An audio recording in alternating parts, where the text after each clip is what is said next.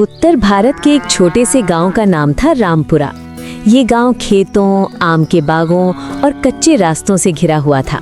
गांव के लोग बहुत सीधे साधे और मेहनती थे।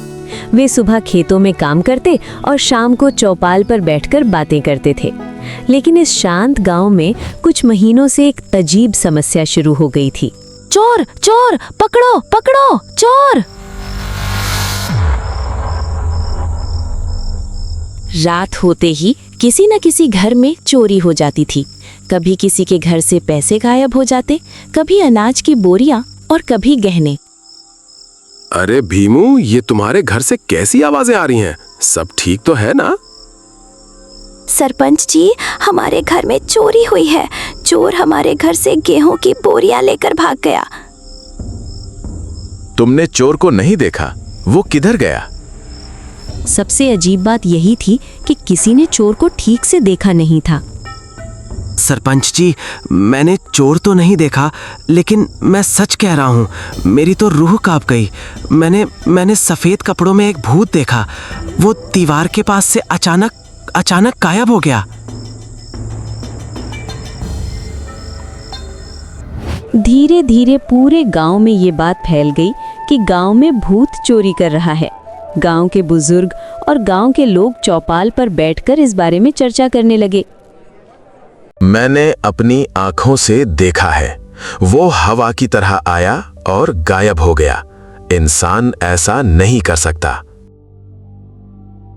लगता है पुरानी हवेली का भूत नाराज है।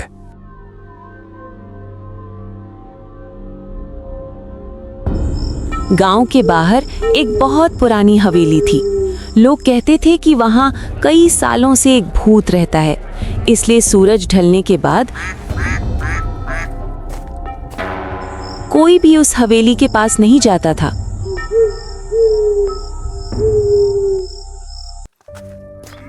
दिन बीतते गए और चोरी बढ़ती गई।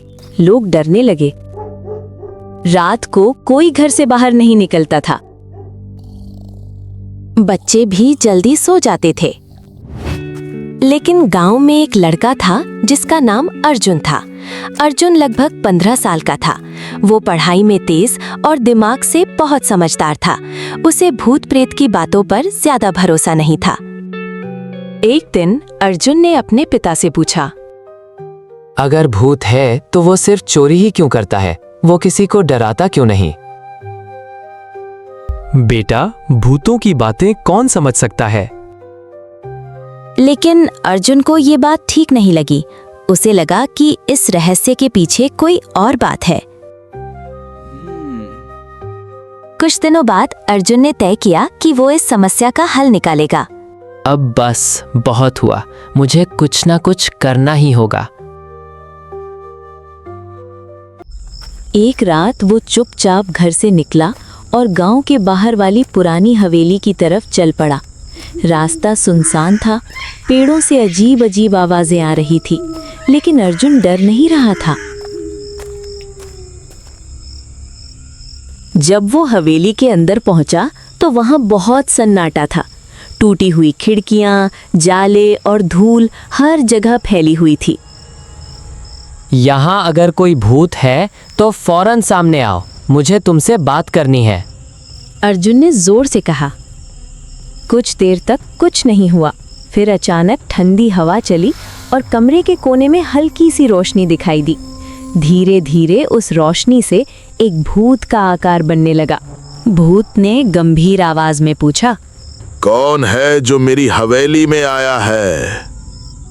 अर्जुन ने डरते हुए भी हिम्मत करके कहा, मेरा नाम अर्जुन है, मैं गांव का रहने वाला हूँ। मैं आपसे मदद मांगने आया हूँ। भूत थोड़ा हैरान हुआ। उसने पूछा, मुझसे मदद? लोग तो मुझसे डरते हैं। गांव में एक चोर है जो भूत बनकर लोगों के घरों में चोरी कर रहा है। लोग समझते हैं कि वो असली भूत है। इससे गांव में बहुत डर फैल गया है। भूत कुछ देर चुप रहा, फिर बोला, तो एक इंसान भूत बनकर चोरी कर रहा है? हाँ, और वह भूत जाति पर कलंक लगा रहा है। ये सुनकर भूत थोड़ा गुस्सा हो गया। वो बोला, भूतों की भी अपनी इज्जत होती है। अगर कोई इंसान हमारे नाम का गलत इस्तेमाल कर रहा है तो उसे सजा मिलनी चाहिए। इसलिए मैं आपके पास आया हूँ। ठीक है, आज रात हम उस चोर को पकड़ेंगे। उस रात अर्जुन और भूत ने योजना बनाई। अर्जुन गांव लौट गया और भूत हवेली से निकलकर चुपचाप गांव की तरफ चला गया। आधी रात के समय गांव में सब लोग सो रहे थे। तभी एक आदमी सफेद चादर ओढ़कर धीरे धीरे एक घर की तरफ बढ़ा। उसके हाथ में एक छोटा सा बैग था जिसमें वो चोरी का सामान रखता था। चोर घर के अंदर घुस गया, लेकिन उसे पता नहीं था कि इस बार असली भूत भी वहां मौजूद है। जैसे ही चोर ने संदूक खोलना शुरू किया, अचानक कमरे का दरवाजा अपने आप बंद हो गया। चोर डर गया। तभी उसके सामने धुंध से एक भयानक आकृति बनने लगी। वो असली भूत था। भूत ने गहरी आवाज में कहा, तू कौन है जो मेरे नाम का इस्तेमाल करके चोरी कर रहा है? चोर के हाथ पांव कांपने लगे। वो बोला, मुझे माफ कर दो। मैंने सोचा था कि लोग भूत से डरेंगे और मुझे कोई नहीं पकड़ेगा। भूत ने गुस्से में कहा, तूने पूरे गांव को डराया और भूतों की बदनामी की। फिर भूत ने उसे खूब डराया। कभी कमरे की चीजें हवा में उड़ने लगी, कभी जोर जोर से आवाजें आने लगी। चोर इतना डर गया कि रोने लगा। मुझे माफ कर दो, मैं अब कभी चोरी नहीं करूंगा, कभी नहीं।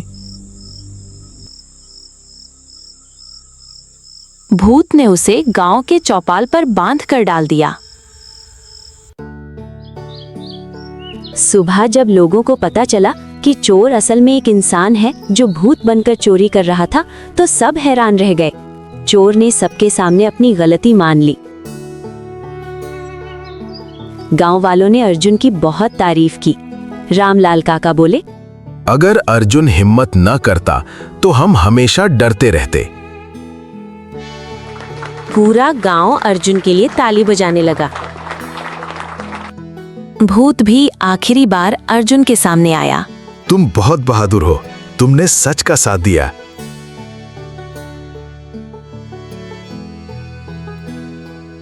उस दिन के बाद गांव में कभी चोरी नहीं हुई।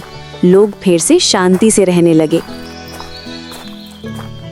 और पुरानी हवेली का भूत भी खुश था, क्योंकि अब कोई उसके नाम का गलत इस्तेमाल नहीं कर रहा था।